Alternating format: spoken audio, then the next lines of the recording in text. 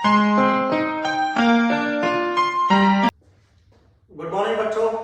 चलिए तो हम नए क्वेश्चंस के साथ नई वीडियो में आए हैं। ISS paper 2 year 2023। तो आज हम लोग डिस्कस करेंगे क्वेश्चन नंबर 37 एंड 38, क्योंकि दोनों का कंबाइंड इंफॉर्मेशन है और दोनों अच्छे क्वेश्चन हैं। मतलब थोड़ा अच्छे मतलब टफ नहीं है, इजी है। ये सब चीजें हम अपनी क्लासेस में पढ़ाते हैं, बस थोड़े से लेंथी है। ठीक, तो चलिए एक बार क्वेश्चन देखते हैं। क्वेश्चन क्या कह रहा है? Let x1 x2 x3 x4 4 unit का सैंपल है, be a random sample from Poisson distribution with mean lambda. ठीक है, हाइपोथेसिस क्या है? h0 है lambda is equal to 1, h1 क्या है? Lambda is equal to 1.5।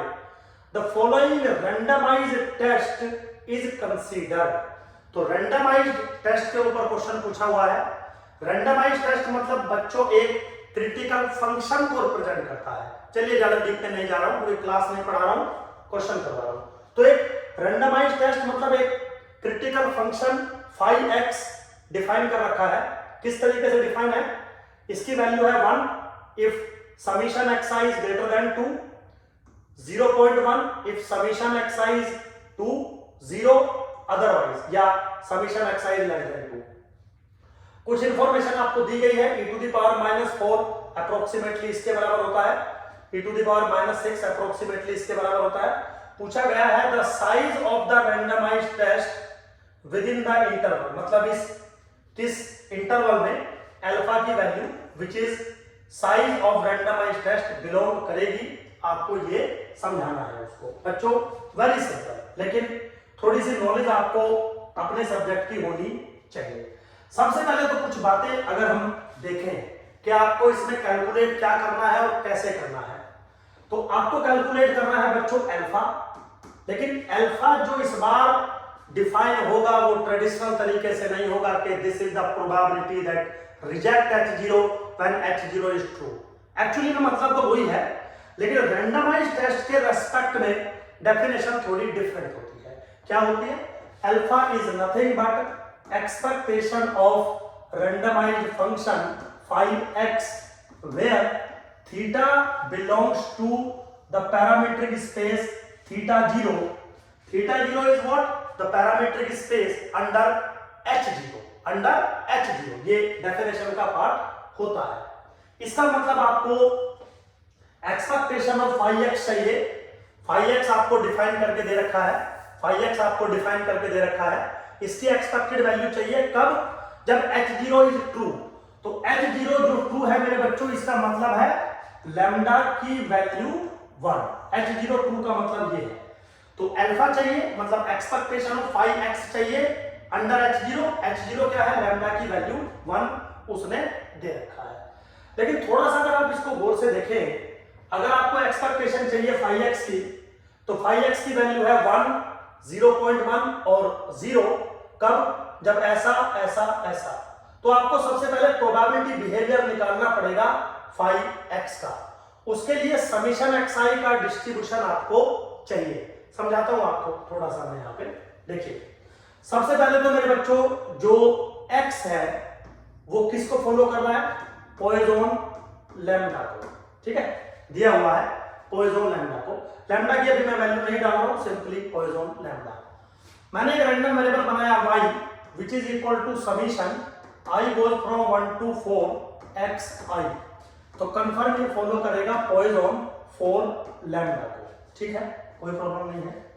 तो यहां पे अगर मैं प्रोबेबिलिटी बिहेवियर पूछ लूं that y is equal to y suppose, तो क्या बनेगा? e to the power -4 lambda to the power y upon y factorial. क्योंकि ऐसा मैं कह रहा हूं, ऐसा मुझे क्यों चाहिए?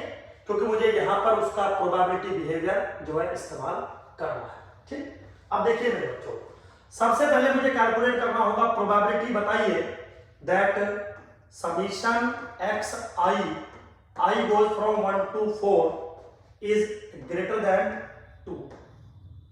इस चीज का प्रोबेबिलिटी मुझे सबसे पहले बताना होगा, क्योंकि phi x की वैल्यू 1 है तो इसका प्रोबेबिलिटी चाहिए, phi x की वैल्यू 0.1 है तो इसका प्रोबेबिलिटी चाहिए, phi x की वैल्यू 0 है तो इसका प्रोबेबिलिटी चाहिए। इस प्रोबेबिलिटी को बताने का मतलब है मुझे चाहिए probability that y is greater than 2। ठीक है, इसका मतलब है मुझे चाहिए probability that 1 minus y is less than equal to 2। इसका मतलब है मुझे प्रोबेबिलिटी चाहिए 1 minus probability that y take value 0, 1 और 2, क्योंकि पॉइजन एक डिस्क्रीट रैंडम वेरिएबल होता है। ठीक, now this is what, this is 1 minus मेरे बच्चों bracket start probability that y is equal to 0 plus 1 plus 2, ये आपको पता है। तो अगर मैं डेंसिटी फंक्शन के अकॉर्डिंग चलूं और probability y is equal to 0 पूछूं तो e to the power minus के 4 lambda into 4 lambda to the power 0 upon 0 factorial plus e to the power minus के 4 lambda into 4 lambda to the power 1 upon 1 factorial plus e to the power minus 4 lambda का square upon 2 factorial.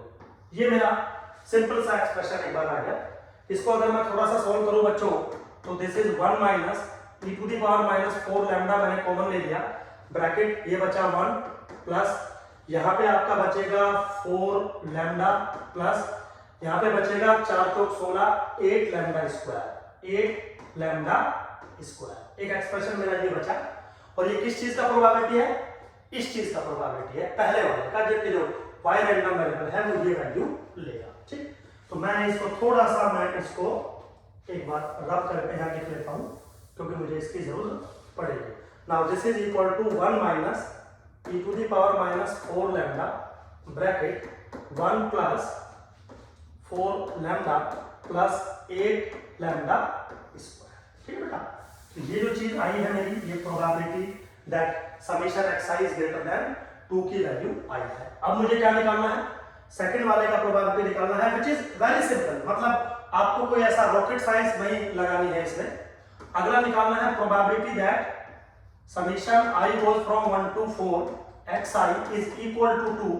इसका simply मतलब है probability that y is equal to 2 आपको चाहिए।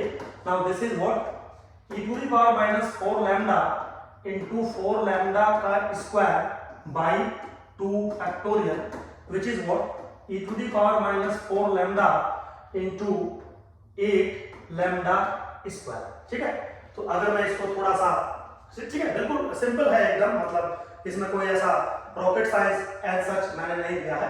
अब इसको मैं थोड़ा सा अगर इसको हटा दूं मान लीजिए फॉर एग्जांपल, और मैं यहां लिख सकता हूं this is what 8 lambda square e to the power minus 4, तो ये इसके बराबर आ गया। ठीक है, अब एक प्रोबेबिलिटी लास्ट वाली रह गई, probability that summation i goes from 1 to 4 xi is less than 2।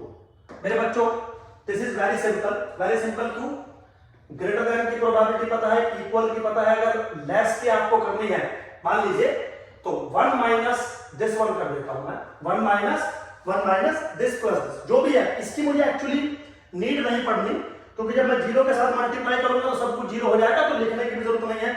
मान लो इसको लिख दो आप p स्टार, खत्म बात, ऐसा कोई रॉकेट साइंस नहीं है इसमें।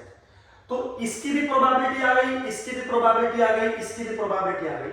ठीक, अब आपको क्या चाहिए, अब आपको चाहिए alpha which is expectation of 5x under h0।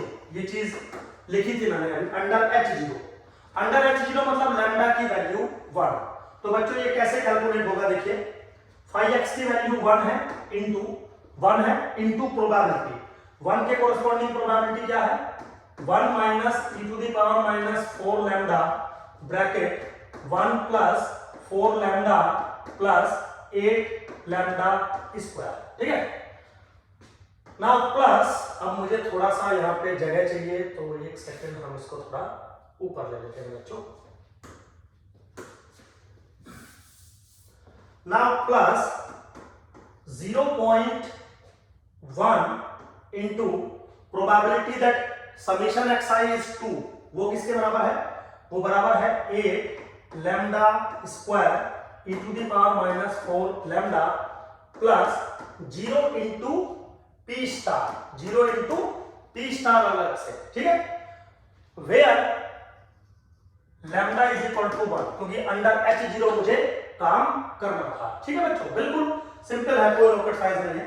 अब अगर मैं लैम्डा की वैल्यू यहाँ पे 0 डाल दूं तो मैं थोड़ा सा बोर्ड इस्तेमाल कर लेता हूँ। चलिए यहाँ पे लिख लेता हूँ, यहाँ पे लिख लेता हूँ। तो यहाँ पे जब आप लैम्डा की वैल्यू 1 डालोगे तो 8 + 4 12 13, ये क्या बन जाएगा 1 minus e to the power -4 into 13, लिख दिया मैंने 13। ठीक है, नाउ प्लस जब आप यहाँ पे लैम्डा की वैल्यू 1 डालोगे तो 8 इंटू 0.1, तो 0.8 into e to the power -4 lambda, तो 0.8 into e to the power -4 है ना। लैम्डा की जरूरत नहीं है, लैम्डा 1 के बराबर ऑलरेडी हो चुका है। ठीक है बच्चों, तो अब ये किसके बराबर बनेगा, this is 1 minus 12.2 e to the power -4। देख लीजिए 13 e टू द पावर -4 और माइनस के हैं प्लस के हैं 0.8 e टू द पावर -1, तो इसके बराबर बनेगा। ये चीज मैंने हटा दी तो मुझे बोर्ड मिल जाएगा। Now this is what 1 minus 12.2 into e to the power -4 की जो वैल्यू दे रखी थी अप्रोक्सीमेटली वो है 0.0183 मेरे बच्चों। ठीक है, सिंपल है बिल्कुल, सिंपल है बिल्कुल। तो इसकी जो मेरी वैल्यू आ रही है वो 0.7767, 0.7767। आप चाहो तो कैलकुलेटर से कैलकुलेट करके देख सकते हो। तो ये ऑप्शन बनना चाहिए, कौन सा ऑप्शन बनना चाहिए, डी ऑप्शन, है ना। दिस बिलोंग्स टू 0.80 से लेके 0.90 के बीच में। तो मेरे बच्चों इसका जो ऑप्शन था वो option number D is the correct option. ठीक है, चलिए अब यहीं पे अगला अगर हम पार्ट देखें, अगला पार्ट क्या है, अगला पार्ट क्या है, the power of the randomized test within the interval. मतलब आपको अब रैंडमाइज्ड टेस्ट का पावर बताना है। चलिए जो भी ऑप्शन होगा, ऑप्शन से मतलब हमें उतना होता नहीं है। तो अब पावर ऑफ द टेस्ट पे एक बार आते हैं। ये सब चीजें मैं रब करने के मूड में नहीं हूं एक्चुअली, नहीं तो मुझे दोबारा से ये सॉल्व करनी पड़ेगी। तो सारी चीजों को मैंने एज इट अभी रखा है, कोई चीज छूट नहीं गई है। ठीक है, इस अल्फा को भी मैंने हटा दिया बच्चों यहाँ से, क्योंकि मुझे वैल्यू चाहिए ना। तो अब सबसे पहले एक बार जरा पावर के फॉर्मूले पे बात करते हैं। तो जो पावर होती है एट θ1, मतलब पावर फंक्शन जो भी होता है, this is expectation of 5x लेकिन अंडर h1, अंडर h1, ये फॉर्मूलेशन होता है बच्चों। तो power corresponding to alternative hypothesis is nothing but expectation of your function but under h1। Under h1 का मतलब है, अंडर h1 का मतलब है मेरे बच्चों लैम्डा की वैल्यू 1.5। तो सब कुछ बिल्कुल आपको सेम रखना है, बस लैम्डा की वैल्यू अब डालनी है आपको 1.5 के बराबर। तो एक्सप्रेशन क्या बनेगा, very simple,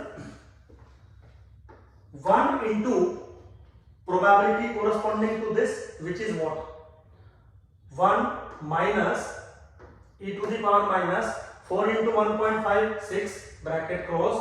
Now this is what 1 plus 4 lambda, तो 6 plus 8 into 1.5 का स्क्वायर, चलिए plus 0.1 into probability corresponding to 2 which is 8 into 1.5 to the power square into e to the power -6। ठीक है मेरे बच्चों, बिल्कुल सिंपल है, सारी वैल्यू मैंने डाल दी और e to the power -6 का जो एक्सप्रेशन है वो भी आपको दिया हुआ है। तो जो वैल्यू आएगी वो 0.942 बन के आएगी। आप चाहो तो चेक कर लीजिएगा। अब इसका जो इंटरवल है एक बार जरा चेक करें, 0.94, ये डी ऑप्शन, इसके अंदर वो आ रहा है ना 0.942 लमसम आएगी इसके बराबर। तो वो इस इंटरवल में मेरे बच्चों बिलोंग करेगा।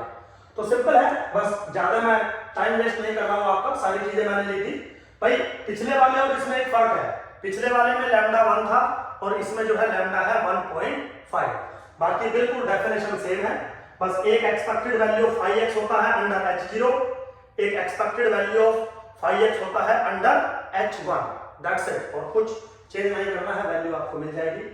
अच्छा क्वेश्चन था बच्चों, अगर आपने अच्छे से प्रिपरेशन कर रखी होगी तो रैंडमाइज टेस्ट का क्वेश्चन वही बच्चा कर सकता है जिसने अच्छे से पढ़ाई कर रखी होगी। चलिए, थैंक यू वेरी मच। मेरे हिसाब से कोई डाउट कंफ्यूजन नहीं होगा। एक छोटा सा अनाउंसमेंट है, अभी हमारा 18 मई से एक नया ISS का बैच स्टार्ट हो रहा है। 1 बजे क्लास है, तो आप चाहे तो उसमें कम से कम एक बार डेमो लेके देख सकते हैं कि टीचर एक्चुअली में कैसा पढ़ाता है। चलिए, all the best for your exam. Thank you very much.